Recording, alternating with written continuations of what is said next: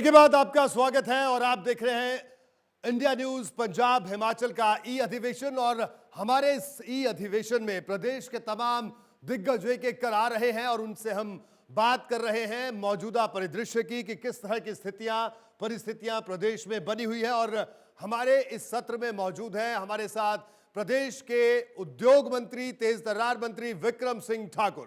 विक्रम सिंह ठाकुर साहब, आपका स्वागत है इंडिया न्यूज पंजाब हिमाचल में। नमस्कार जी। नमस्कार जी विक्रम जी, क्या कहना है, किस तरह से हिमाचल में अगर उद्योगों की बात करें तो जाहिर सी बात है कि इस कोरोना काल में बहुत बड़ा संकट उद्योगों पर मंडराया हुआ था, मंडरा रहा है, तो संकट से किस तरह से उद्योगों को उबारने की कोशिश हो रही है?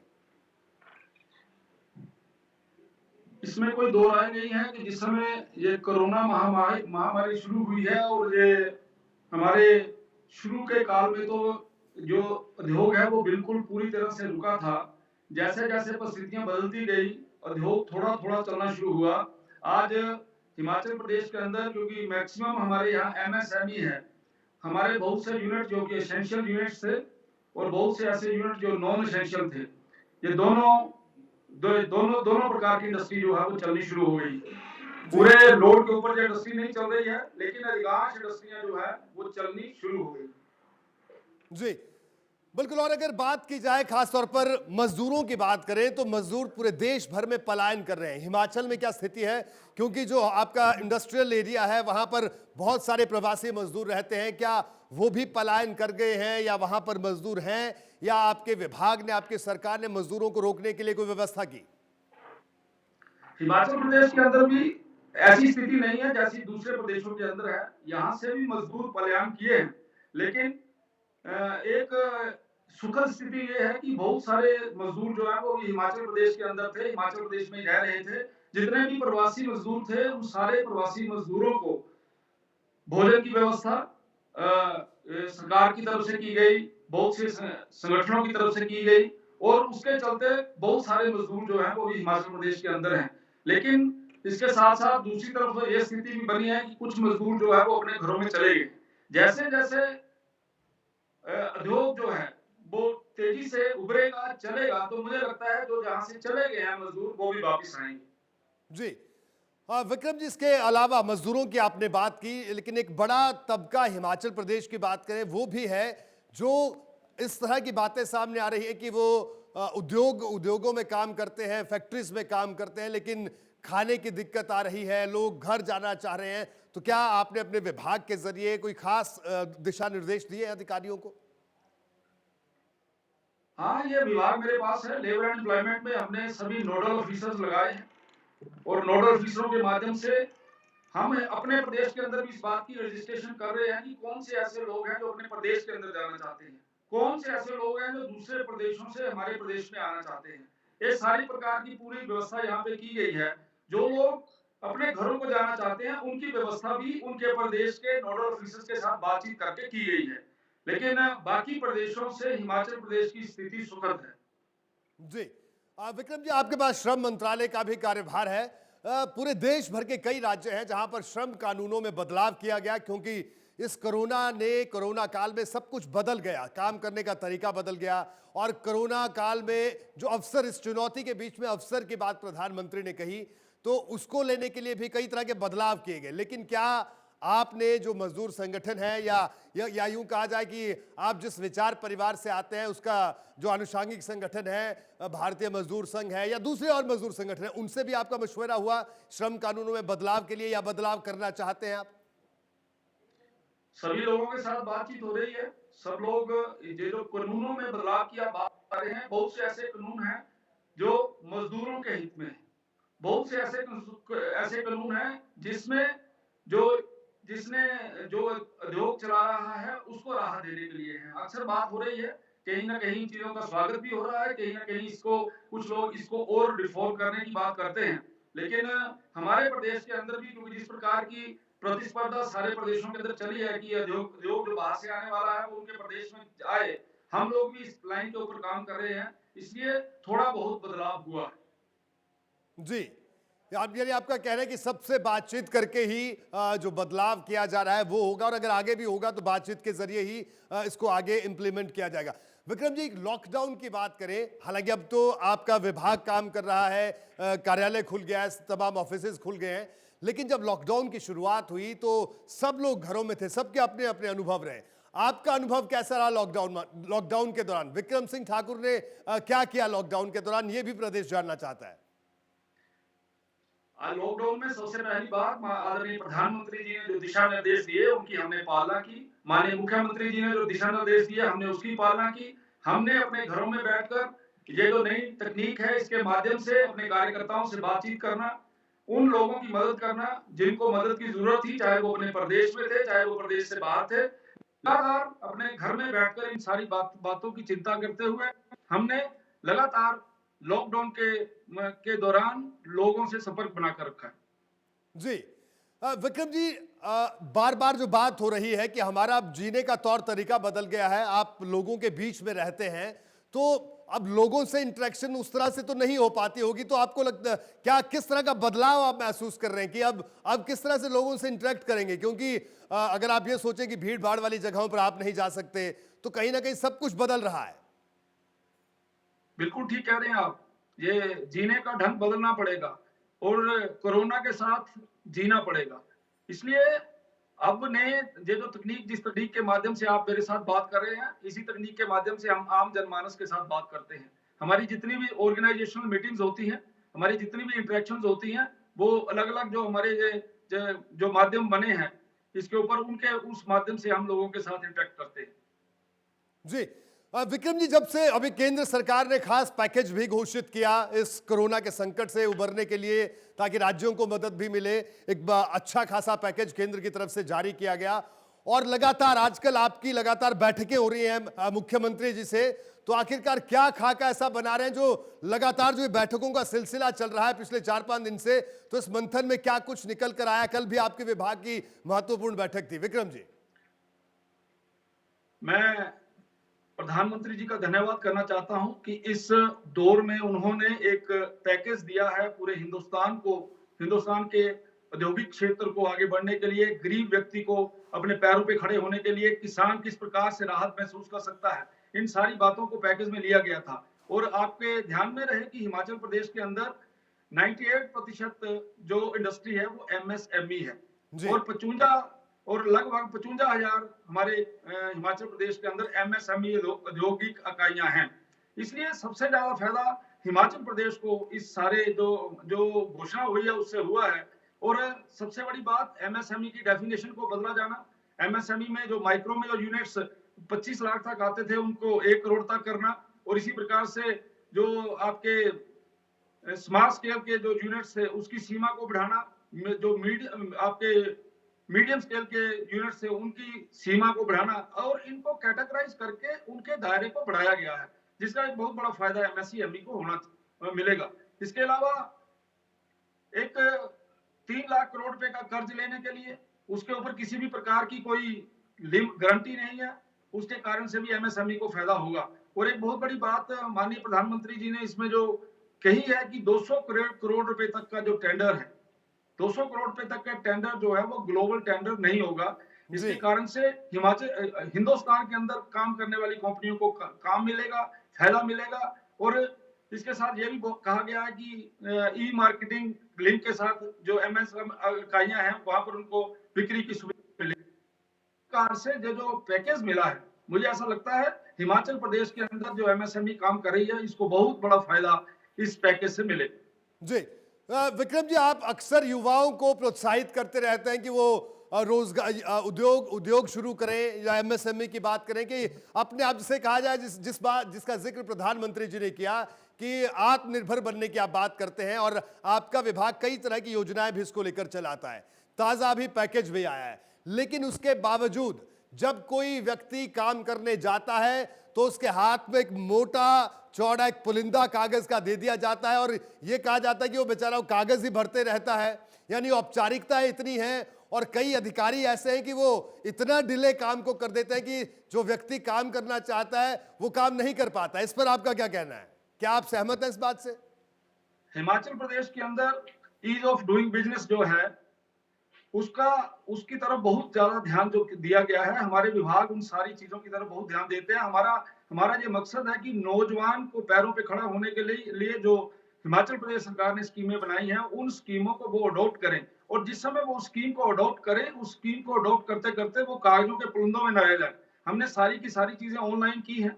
हमने बैंकों के साथ बैठकर इस बात की को सुनिश्चित करते हैं कि आपको कर्ज मिले। हमारे प्रदेश के अंदर एक बहुत ही महत्वाकांक्षी योजना, मुख्यमंत्री स्वावलंबन योजना के माध्यम से हम नौजवानों को उनके पैरों पे खड़ा होने के लिए कर्ज 40 लाख रुपए तक का कर्ज देते हैं, 25% उसको सब्सिडी मिलती है।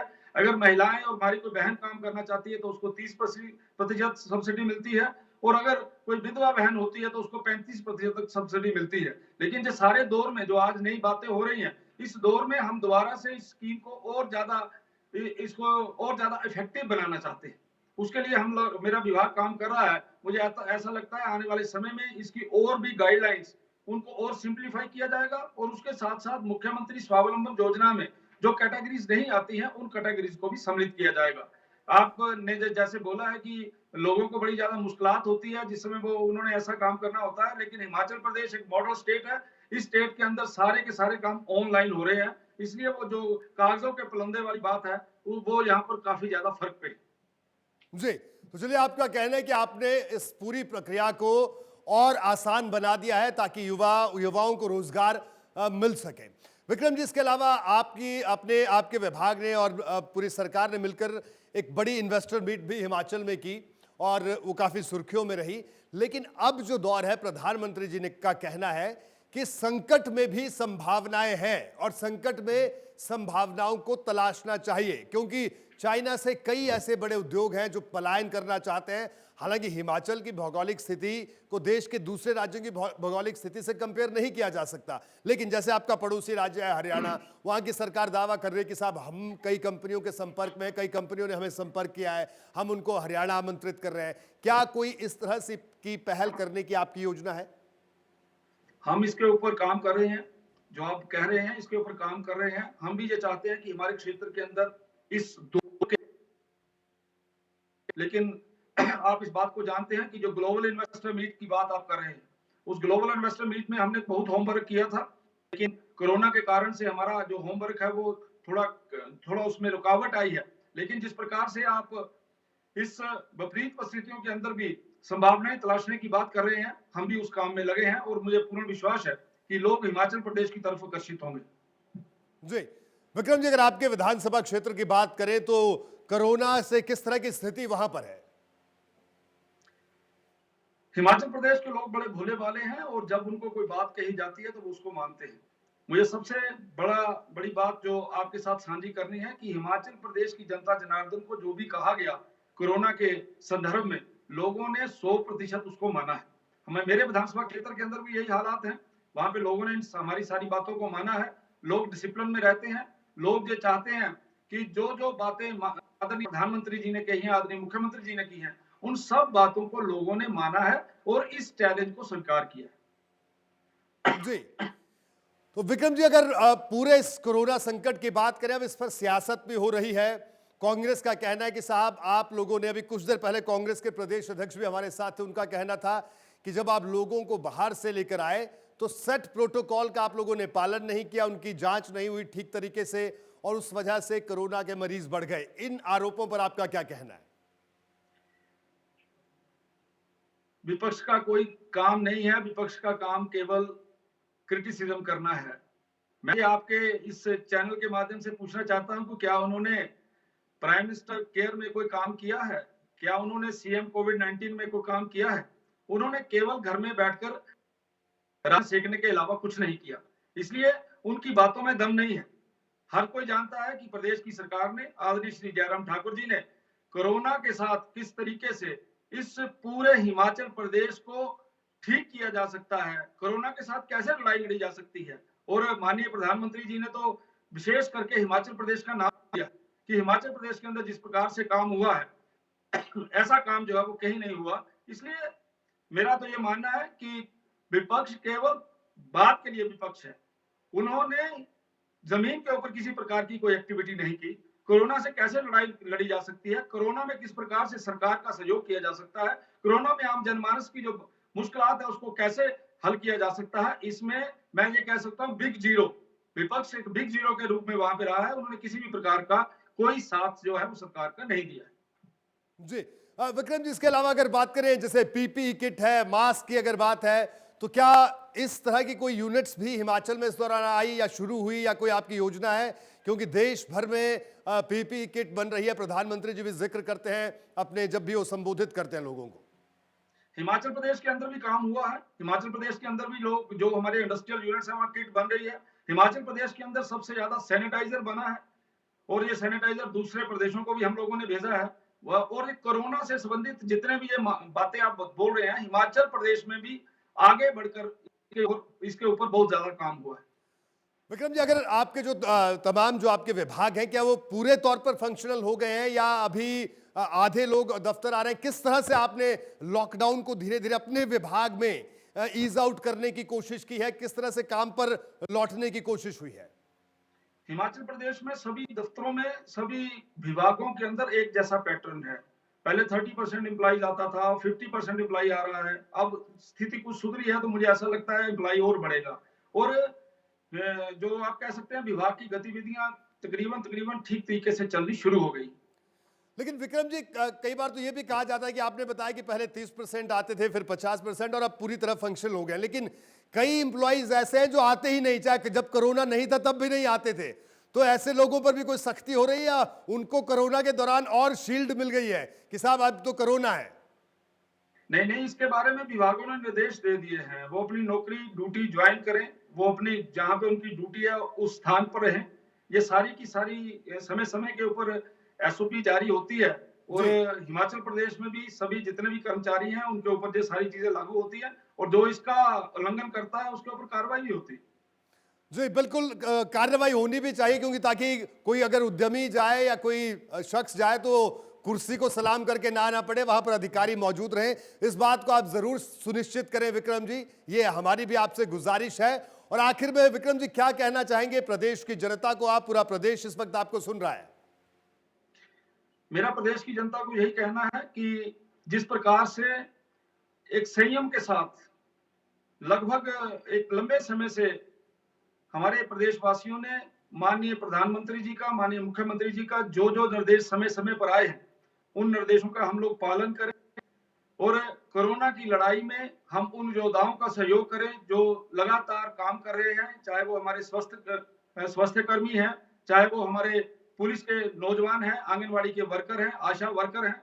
जो लोग ये काम कर रहे हैं उनका मान सम्मान भी करना चाहिए और जो जो हिदायतें हमें कोरोना के साथ लड़ने के लिए दी गई हैं उनका पालन करना चाहिए। जी विक्रम जी, अब लगातार जो सोशल मीडिया से हमारे पास सवाल आ रहे हैं, तो अभी अभी मुझे जो एक सवाल हमारे पास आया वो ये कि नया कुछ करने की योजना है आपके विभाग में, कि कुछ नवाचार जिसे हम कहते हैं कि इस कोरोना संकट से सब लोग कोई नई नई चीजें सीख रहे हैं, तो कि किस तरह से चीजों से अब अलग तरीके से चीजों को मूव ऑन किया जाए, इसकी कोई योजना आपके पास? बिल्कुल है। जैसे बहुत से लोग हिमाचल प्रदेश में दूसरे प्रदेशों से आए हैं, इसमें से बहुत से लोग इंजीनियर हैं, बहुत से लोग स्किल के बारे में एक्सपर्ट्स हैं, कुछ लोग अनस्किल्ड भी होंगे। अलग अलग तरह के काम करते हुए वो प्रदेश में वापस आए हैं और मुझे ऐसा लगता है वो प्रदेश में रहना भी चाहिए। हमने आने वाले दिनों में एक मैकेनिज्म क्रिएट कर रहे हैं पूरे हिमाचल प्रदेश के अंदर। उनका पूरे का पूरा डाटा कलेक्ट करेंगे। उस डाटा कलेक्ट करने में उनकी क्या क्वालिफिकेशन है, उनको किन चीजों का एक्सपीरियंस है और उसकी बात हम अपनी इंडस्ट्री से करेंगे ताकि लोगों को, जो एक्सपर्ट लोग दूसरे प्रदेशों से आए हैं, वो अपने प्रदेश की डेवलपमेंट के लिए अपने प्रदेश में खप जाएं। ऐसी हमारी योजना है। विक्रम जी, गर्मियों का सीजन है और आजकल तो अमूमन हिमाचल में जो टूरिस्ट थे उनकी बाढ़ थी, लेकिन बॉर्डर सील है, तो ये बॉर्डर कब तक खुलेंगे? क्योंकि ये जो सवाल है, जो प्रदेश के बाहर लोग रह रहे हैं, वो उनके लिए भी बड़ा महत्वपूर्ण है, वो भी ये जानना चाहते हैं। बॉर्डर, जो इंटर स्टेट बॉर्डर की बात है, विद सर्टेन कंडीशंस उसमें लोग आ सकते हैं। कोई व्यक्ति बाहर रहता है, दिल्ली में रहता है, चंडीगढ़ में रहता है, उसको बॉर्डर के ऊपर उसका कोरोना का टेस्ट होता है। अगर वो कोरोना के टेस्ट में नेगेटिव पाए जाते हैं तो उनको घर भेज दिया जाता है, नहीं तो उनको इंस्टीट्यूशनल क्वारंटाइन किया जाता है और इस प्रकार की व्यवस्था है। लेकिन सबसे बड़ी प्रॉब्लम हमें यह है कि हमारे जो उद्योग हैं वो बॉर्डर के ऊपर हैं और हमारे मजदूर हर रोज बॉर्डर को पार करना चाहते हैं, हर रोज बॉर्डर के अंदर आना चाहते हैं। इसके लिए तो व्यवहारिक समस्या है, लेकिन मुझे ऐसा लगता है इसका समाधान अति शीघ्र होने वाला है। ये जो लगातार कांग्रेस कह रही है कि लगातार कि बॉर्डर पर हजारों लोग इकट्ठा हो गए, हजारों लोग इकट्ठा हो गए, हिमाचल भवन के बाहर हजारों लोग इकट्ठा हो गए, इस पर इसे किस तरह से आप देखें? ये प्रशासनिक चूक है या क्या है? हिमाचल प्रदेश के अंदर हिमाचल भवन से अगर स्टूडेंट्स को लाने में कोई सरकार कामयाब हिमाचल प्रदेश के अंदर हुई है तो वो श्री जयराम ठाकुर जी की सरकार है। ये मैं फिर वही बात बोल रहा हूं, विपक्ष केवल और केवल बातें कर रहा है। विपक्ष को काम करने में, सहयोग देने में किसी भी प्रकार की रुचि नहीं है। इसलिए वैसे हमारे बॉर्डरों के ऊपर इस प्रकार की परिस्थिति पैदा नहीं हुई कि दुनिया इकट्ठी हो गई और वहां पर कोई नारे लग गए या लोगों ने कुछ वहां शोर किया। हमारे यहाँ पे शांति है, ऐसा कोई हमारे इस तरफ इस प्रकार का कोई वातावरण नहीं है। जी, विक्रम जी, आपका बहुत बहुत शुक्रिया इंडिया न्यूज पंजाब हिमाचल से बात करने के लिए। तो विक्रम सिंह ठाकुर हमारे साथ मौजूद थे, जिन्होंने बताया कि किस तरह से